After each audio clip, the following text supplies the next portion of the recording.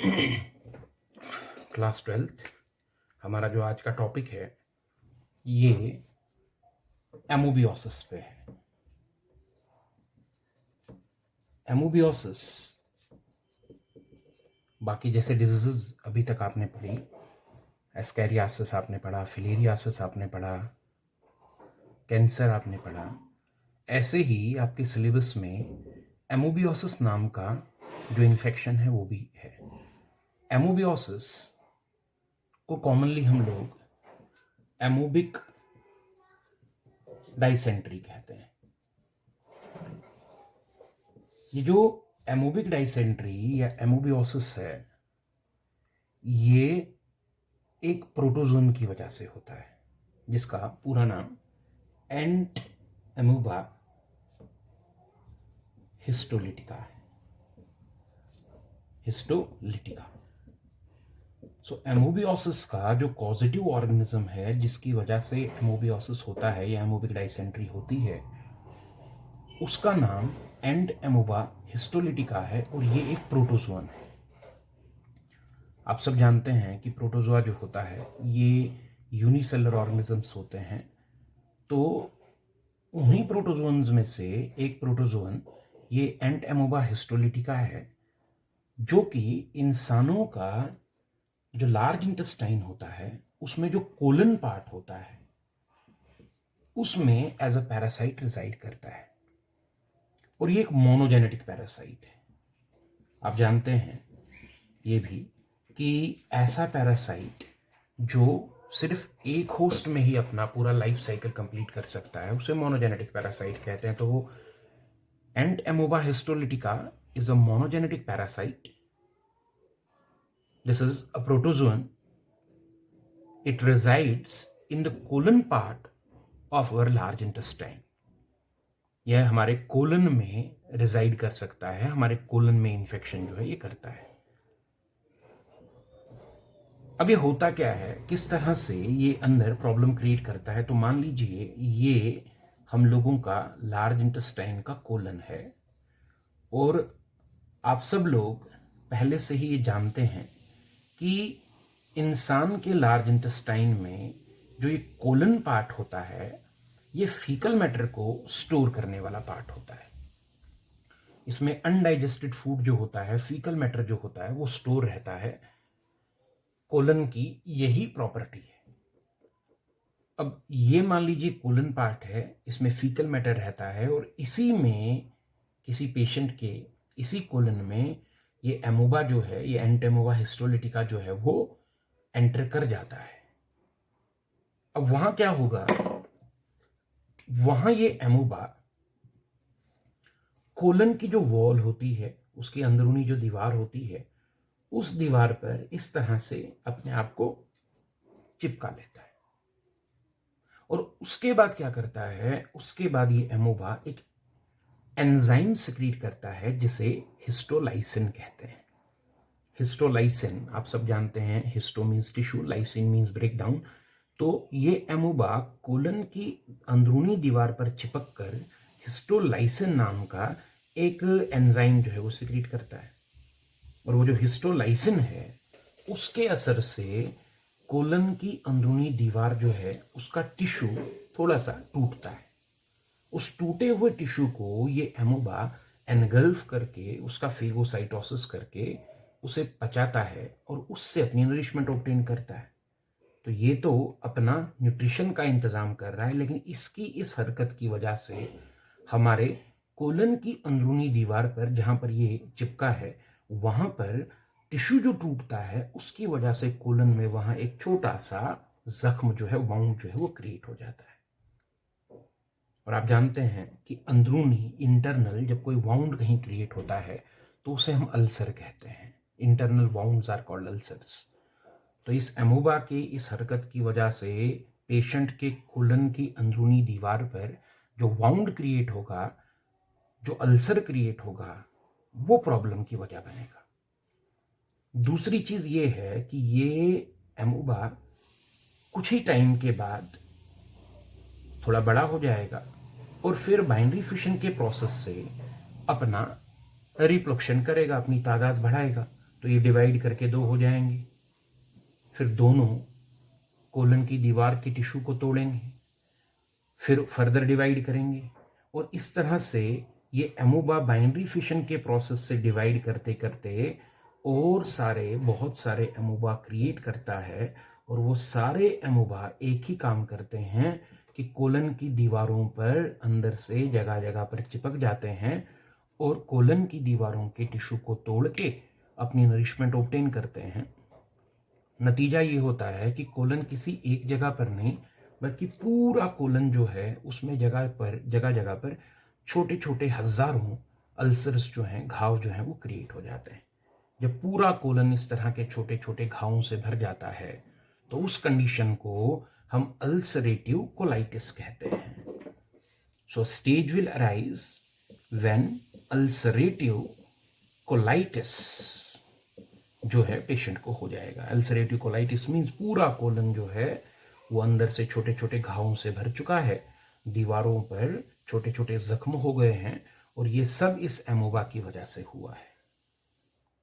अगली चीज ये है कि वो जो घाव हैं उन घावों में से ब्लीडिंग शुरू हो जाती है, ब्लड निकलना शुरू हो जाता है, और वो ब्लड निकल कर अंदर जो कोलन है उस कोलन में जो फीकल मैटर है उस फीकल मैटर के साथ वो ब्लड जो है वो मिक्सअप हो जाता है। इसके अलावा कोलन की दीवारों में से बहुत सारा म्यूकस भी निकलता है, तो वो बहुत सारा म्यूकस, अल्सर्स में से निकलने वाला ब्लड जब इस स्टूल के साथ, जब इस फीकल मैटर के साथ मिक्सअप होता है तो वो एनस के थ्रू बार बार बाहर निकलना शुरू करता है, और इसी को हम लोग एमोबिक डाइसेंट्री जो है उसके नाम से जानते हैं।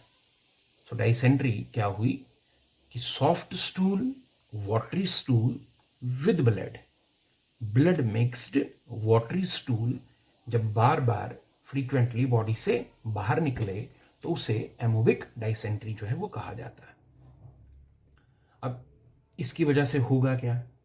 इसकी वजह से ये होगा क्योंकि बार बार इस पेशेंट को वाटरी स्टूल विद ब्लड जो है एनएस से बाहर निकलेगा, उसकी वजह से ब्लड का लॉस होगा, और ब्लड के लॉस की वजह से पेशेंट को एनीमिया हो जाएगा, खून की कमी हो जाएगी। दूसरी चीज़ ये कि क्योंकि बार बार वाटरी स्टूल निकल रहा है तो उसके साथ वाटर और साल्ट का बहुत ज़्यादा लॉस होगा, जिसकी वजह से पेशेंट को डिहाइड्रेशन हो सकती है। नंबर 3, ये जो छोटे छोटे जख्म हो गए हैं, अल्सर्स क्रिएट हो गए हैं, इन अल्सर्स में अगर क्योर नहीं किया गया तो इन अल्सर्स में बैक्टीरियल इन्फेक्शन शुरू हो सकता है, जो पूरी आंत को जो है वो खराब कर सकता है, कोलन को पूरा खराब कर सकता है। तो ये प्रॉब्लमें उस पेशेंट को जो है वो इसकी वजह से होंगी। एक और चीज़ है कि ये जो एमोबा है, कुछ सिचुएशंस में वो जो कोलन की वॉल है उसको तोड़ते हुए कोलन की वॉल के अंदर से पेनिट्रेट करके ब्लड सर्कुलेशन में भी एंटर कर सकते हैं, और अगर कुछ एमोबा ब्लड सर्कुलेशन में चले गए तो वहाँ से वो लीवर तक पहुँच जाएंगे, और जो हाल अभी तक ये कोलन का कर रहे थे कल को, ये लीवर का भी वही हाल कर सकते हैं। उस कंडीशन को हम हिपैटिक एमोबियोसिस कहेंगे। Hepatic means liver. अब लीवर से आगे बढ़ के ब्लड सर्कुलेशन के जरिए एमोबा लंग्स में भी पहुंच सकते हैं और लंग्स के डैमेज का कॉज बन सकते हैं, जिसे फिर हम लोग पल्मोनरी एमोबियोसिस कहेंगे। कुछ केसेस में तो ये एमोबा ब्लड सर्कुलेशन के जरिए ब्रेन तक पहुंच जाता है और ब्रेन के डैमेज होने की वजह बनता है, उसे फिर हम लोग सिफेलिक एमोबियोसिस कहते हैं। और कई बार लोगों के स्किन के अंदर जाकर, स्किन के नीचे जाकर ब्लड सर्कुलेशन के जरिए स्किन के नीचे के टिश्यू को तोड़ता है, जिसे क्यूटेनियस एमोबियोसिस कहते हैं। यानी कोलन में इन्फेक्शन के अलावा एमोबा लंग्स, लीवर, ब्रेन और स्किन जैसे पार्ट्स को भी अफेक्ट कर सकता है। लेकिन अब इंसान की बॉडी का इम्यून सिस्टम जो है वो भी कोई चीज़ है। तो जब एमोबा काफ़ी देर तक पेशेंट को इन्फेक्ट करता रहता है, परेशान करता रहता है, तो इंसान का इम्यून सिस्टम जो है वो इवोक हो जाता है। और जैसे ही इंसान का इम्यून सिस्टम इवोक हो जाएगा, इसके खिलाफ एंटीबॉडीज़ बननी शुरू हो जाएंगी, इसके खिलाफ वो रेस्पॉन्ड करने लगेगा, तो फिर उस पेशेंट का शरीर इस एमोबा के लिए फेवरेबल नहीं रहेगा। इम्यून रिस्पॉन्स के शुरू होते ही एमोबा पेशेंट की बॉडी में मरने लगते हैं, और कुछ एमोबा जो ये कोलन में बैठे हैं, ये अपनी प्रोटेक्शन के लिए अपने ऊपर इस तरह से सिस्ट वॉल्स जो है वो सिक्रीट कर लेते हैं, और ये सिस्ट से ढके हुए उस पेशेंट में जिसमें इम्यून रिस्पॉन्स स्टार्ट हो गया, उसके कोलन के एमोबा अपने ऊपर सिस्ट वॉल सिक्रीट कर लेते हैं और इनएक्टिव हो जाते हैं। और वो जो एनसिस्टेड एमोबा हैं, सिस्ट में कवर्ड एमोबा हैं, वो फीकल मैटर के जरिए बाहर निकलते हैं और एनवायरनमेंट में फैल जाते हैं। अब ये जो एनसिस्टेड एमोबा एनवायरनमेंट में फैल गए, ये फिर पानी में, मिट्टी में, फ्रूट्स पे, वेजिटेबल्स पे फैल जाते हैं, चिपक जाते हैं। और अगर कोई हेल्दी पर्सन फ्रूट्स, वेजिटेबल्स या पानी ऐसा लेता है कि जिसमें ये सिस्ट पड़ी हों और उन्हें वो एनगल्फ कर जाता है, निगल जाता है, तो वो सिस्ट्स उस पेशेंट के एलिमेंट्री कैनाल में जाती हैं, वहाँ उनके सिस्ट वॉल्स टूटते हैं और उस इंसान के शरीर के अंदर भी एमोबा का जो है इन्फेक्शन जो है वो शुरू हो जाता है।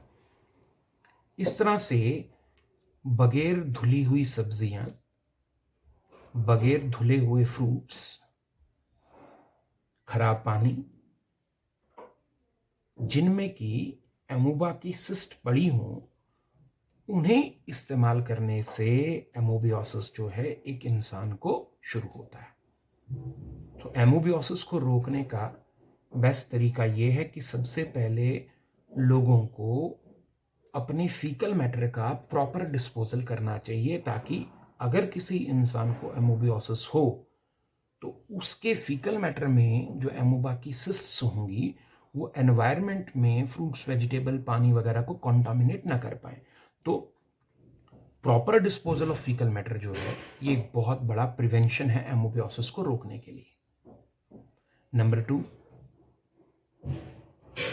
फ्रूट्स और वेजिटेबल्स को धो के खाना,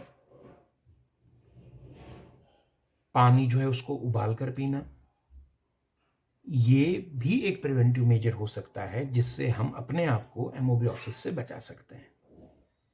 और इसके बावजूद अगर किसी इंसान को एमोबियोसिस हो जाता है तो उसके लिए फिर हमारे पास ट्रीटमेंट भी है। सबसे पहले तो एमोबियोसिस की डिटेक्शन कैसे होगी। देखो, जब किसी इंसान को एमोबिक डाइसेंट्री शुरू होती है, वाटरी स्टूल विद ब्लड जो है उसके एनएस से बार बार बाहर निकलने लगता है, तो ये अपनी जगह पर इस बात को इंडिकेट कर देता है कि the patient is suffering from amoebiasis. इसके अलावा अगर कंफर्म करना हो तो हम पेशेंट का स्टूल एग्जामिनेशन करते हैं, उसका जो फीकल मैटर है उसको थोड़ा सा स्लाइड पे रख के माइक्रोस्कोप के अंदर जब उसकी स्टडी की जाती है तो उसमें हमें एमोबा और एमोबा की सिस्ट्स जो हैं वो देखने को मिलेंगी, जिससे कंफर्म हो जाएगा कि पेशेंट को एमोबियोसिस है। और फिर हम उस पेशेंट को एंटी प्रोटोजोन ड्रग्स जो हैं, जैसे टाइनिडाजोल देते हैं। टाइनिडाजोल, मेट्रोनिडाजोल, आपके नोट्स में सब लिखे हुए हैं। टाइनिडाजोल और मेट्रोनिडाजोल जो हैं ये वो ड्रग्स हैं जो एमोबियोसिस के इन्फेक्शन में कारगर हैं। यही ड्रग्स जो हैं एंटी प्रोटोजोन ड्रग्स हैं, एंटी एमोबिक ड्रग्स हैं, और एमोबा के इन्फेक्शन के केस में इन्हीं को जो है वो दिया जाता है। तो दिस इज ऑल अबाउट एमोबियोसिस। एमोबियोसिस क्या है, इसका कॉजेटिव ऑर्गेनिज्म कौन है, ये कहाँ रिजाइड करता है, किस तरह से इन्फेक्शन क्रिएट करता है, इसकी वजह से पेशेंट को क्या क्या प्रॉब्लम्स आएंगी, इसके क्या सिम्टम हैं, इसका डायग्नोसिस कैसे होगा और इसका ट्रीटमेंट कैसे होगा। This is all about amoebiasis. अब आपने नोट्स जो हैं उन्हें आप लोग जो हैं साथ साथ में उनके बारे में पढ़ते रहें। ये वाला यूनिट जो है अब हमारा ख़त्म होने वाला है, तो इसमें 1-2 डिजीज़ बची हुई हैं, ये भी अब ख़त्म हो जाएंगी। ये यहाँ एमोबियोसिस का चैप्टर है, इसमें शुरू की एक लाइन में थोड़ा सा मिसप्रिंट है। ये आप लोग जो है वो ठीक करेंगे। Amoebiasis, it is caused by a protozoan called Entamoeba histolytica.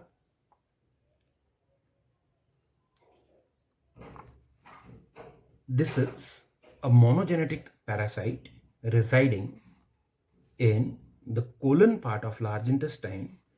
Amoeba, through contaminated food and water, enters into the colon part where it increases its number by the process of binary fission. Amoeba adhere with the wall of colon and then by the help of histolysin enzyme results into the breakdown of tissue to engulf the broken tissue material. It results into the formation of wound on the colon wall known as ulcers. A situation arrives when the whole colon suffers large number of ulcers. The condition is termed as ulcerative colitis. Blood from these ulcers along with the mucus gets mixed with the fecal matter in colon to form watery, bloody stool that frequently comes out through anus. This is termed as amoebic dysentery. The ulcer in colon may have the chances of bacterial infection. Due to amoebic dysentery, there are chances of dehydration and anemia. If kept untreated, there are chances of amoeba invading through wound into blood circulation where it may cause damage to liver, जिसे हम hepatic एमोबियोसिस कहते हैं, lungs, ये lungs है यहाँ, lungs जिसे हम pulmonary एमोबियोसिस कहते हैं, ब्रेन जिसे हम सिफेलिक एमोबियोसिस कहते हैं, and breakdown of tissue beneath skin जिसे हम क्यूटेनियस एमोबियोसिस कहते हैं.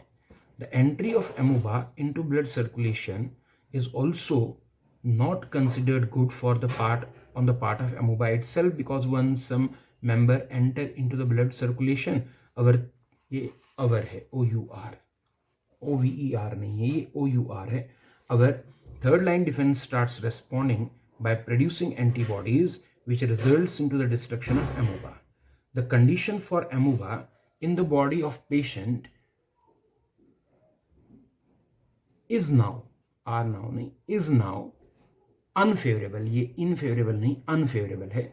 Is now unfavorable.